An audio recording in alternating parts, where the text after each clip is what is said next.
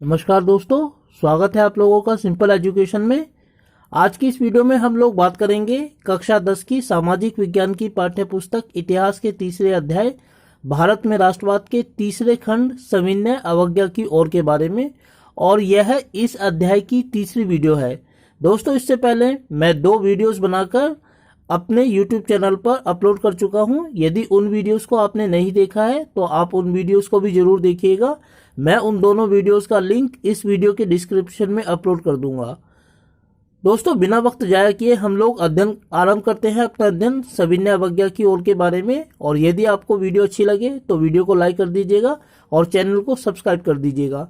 तो चलिए दोस्तों, आरंभ करते हैं हम अपना अध्ययन सविनय अवज्ञा आंदोलन के बारे में। पिछली वीडियो में जब हमने अंत किया था दोस्तों, तो देखा था कि 4-5 मार्च 1931 ईस्वी को गांधी तथा वायसराय इरविन के बीच गांधी इरविन समझौता हुआ था, जिसके परिणाम स्वरूप सविनय अवज्ञा आंदोलन स्थगित कर दिया गया था और गांधी जी दूसरे गोलमेज सम्मेलन के लिए इंग्लैंड में जाने के लिए तैयार हो गए थे। आज की इस वीडियो की शुरुआत हम कर रहे हैं कि लोगों ने आंदोलन को कैसे लिया।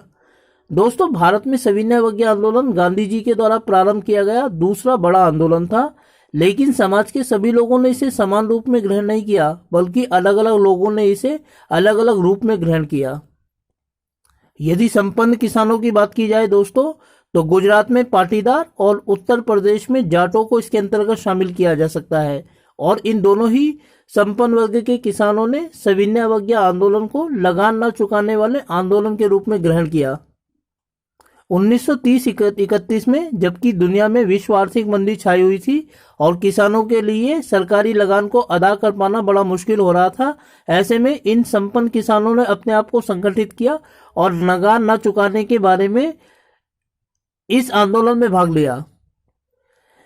लेकिन जब गांधी इरविन समझौते के अंतर्गत बिना लगान कम किए ही इस आंदोलन को स्थगित कर दिया गया, तो इन लोगों को बड़ी निराशा हुई, और जब 1932 ईस्वी में इस आंदोलन को फिर से आरंभ करने की कोशिश की गई तो इन लोगों ने उसमें कोई प्रोत्साहन नहीं दिखाया, और बहुत कम संख्या में बाद में इस आंदोलन में इन लोगों ने हिस्सा लिया। दोस्तों, यदि छोटे किसानों पर दृष्टिपात किया जाए तो छोटे किसानों ने भी इसे लगान न चुकाने वाले आंदोलन के रूप में ग्रहण किया। 1930-31 में, जबकि विश्व आर्थिक मंदी लंबी खिंचती जा रही थी, ऐसे में किसानों को अपने जमींदारों को लगान देना बड़ा मुश्किल होने लगा था। इसीलिए उन्होंने इस आंदोलन को अपने जमींदारों को किसी भी प्रकार का लगान तथा किराया न चुकाने वाले आंदोलन के रूप में ग्रहण किया। इसी कारण दोस्तों, इन किसानों ने अनेक रेडिकल आंदोलनों में भी भाग लिया, और इन रेडिकल आंदोलनों का नेतृत्व अधिकांशतः समाजवादियों के पास और कम्युनिस्टों के पास हुआ करता था।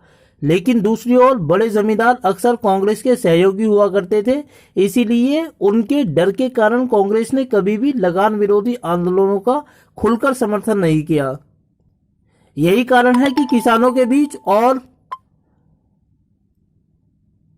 कांग्रेस और बड़े जमींदारों के बीच संबंध हमेशा नजदीकी रहे, और छोटे किसानों तथा कांग्रेस के बीच संबंध हमेशा अस्पष्ट रहे। दूसरी ओर यदि दोस्तों हम व्यवसायी वर्ग के बारे में अध्ययन करें या इंडस्ट्रियलिस्ट और कैपिटलिस्ट क्लास की तरफ दृष्टिपात करें, तो हम पाते हैं कि प्रथम विश्व युद्ध के दौरान इस वर्ग को बहुत फायदा हुआ था, क्योंकि इंग्लैंड में बनाया जाने वाला सामान जो भारत में निर्यात किया जाता था वह आना बंद हो गया था। इसी वजह से भारत के व्यापारियों द्वारा बनाया जाने वाला सामान बिकने लगा था। इसीलिए प्रथम विश्व युद्ध के दौरान भारतीय उद्योगपति वर्ग को और उत्पादक वर्ग को बहुत लाभ हुआ था। इस प्रकार जो प्रथम विश्व युद्ध का दौर था उसके दौरान भारत का उद्योग और विकास फलने फूलने लगा था, और इसी दौरान भारतीय उद्योगपति वर्ग ने अपने हितों की रक्षा के लिए अनेक प्रकार के संगठनों का निर्माण करना शुरू कर दिया था। उदाहरण के लिए दोस्तों, 1920 ईस्वी में भारतीय औद्योगिक एवं व्यवसायिक कांग्रेस यानी Indian industrial and commercial Congress, और 1927 में भारतीय वाणिज्यिक एवं उद्योग परिसंघ यानी federation of Indian chamber of commerce and industry, जिसको फिक्की के नाम से जाना जाता है, इन संगठनों की स्थापना की गई। इन संगठनों का उद्देश्य भारतीय व्यापारियों के हितों की रक्षा करना था। दोस्तों इस दौरान भारत में जो बड़े बड़े उद्योगपति थे उनमें पुरुषोत्तम दास ठाकुरदास और जीडी बिरला का नाम हम जान सकते हैं। इस प्रकार के बड़े उद्योगपतियों ने सविनय अवज्ञा आंदोलन का समर्थन किया और भारतीय अर्थव्यवस्था पर विदेशी नियंत्रण का विरोध किया। इस तरह के बड़े उद्योगपतियों ने न केवल सविनय अवज्ञा आंदोलन को आर्थिक सहायता प्रदान की, बल्कि विदेशों से आने वाले सामान को न केवल खरीदने से इनकार कर दिया बल्कि बेचने से भी इनकार कर दिया। भारत के उद्योगपति तथा पूंजीपति इस आंदोलन को एक ऐसे आंदोलन के रूप में देखते थे जहां उद्योगों पर किसी प्रकार की कोई पाबंदी ना हो, उद्देश्य और व्यापार और वाणिज्य स्वतंत्रता पूर्वक फल फूल सके। लेकिन दोस्तों जब यह आंदोलन विफल हो गया और गांधी जी ने इरविन के साथ समझौता कर लिया तो इस पूंजीपति वर्ग को भी निराशा हुई।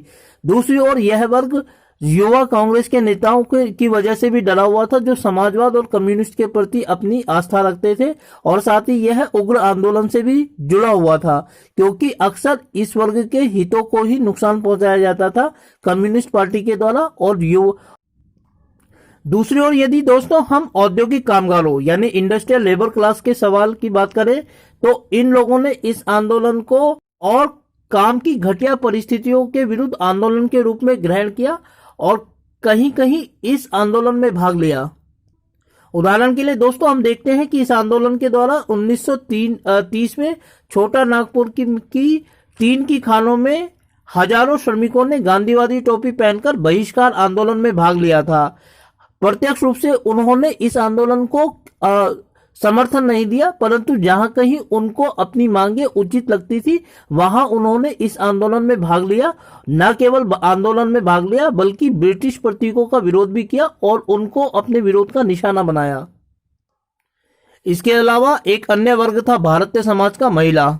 दोस्तों सविनय अवज्ञा आंदोलन के दौरान ही पहली बार ऐसे हुआ था जब महिलाओं ने घर की चारदीवारी को लांघ कर समाज में अपनी सक्रियता दिखाई थी और विरोध प्रदर्शनों में सक्रिय रूप से भाग लिया था।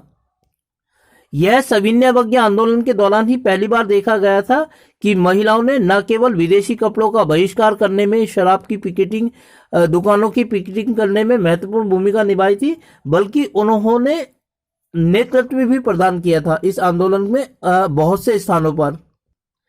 लेकिन दोस्तों जिन महिलाओं ने इस आंदोलन में भाग लिया, चाहे वह ग्रामीण क्षेत्र हो या शहरी क्षेत्र हो, तो ग्रामीण और शहरी क्षेत्रों में दोनों ही स्थानों पर समाज के संभ्रांत वर्ग की महिलाओं ने इसमें भाग लिया। आम परिवार की साधारण महिलाओं ने इसमें कोई भागीदारी नहीं निभाई।